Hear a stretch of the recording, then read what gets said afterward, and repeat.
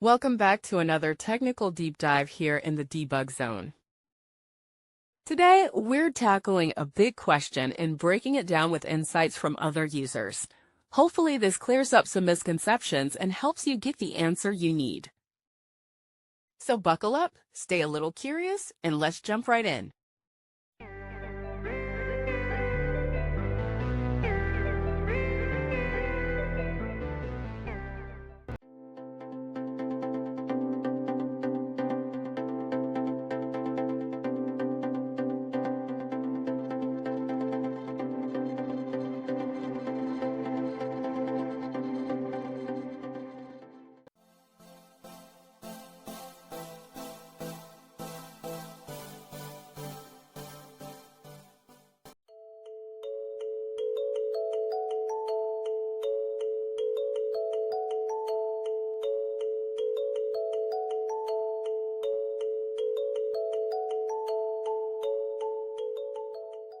And that's a wrap.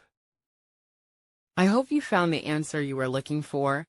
If you did, take a second to hit that subscribe button. It really helps out. And let me know in the comments which solution worked best for you. See you next time in the debug zone.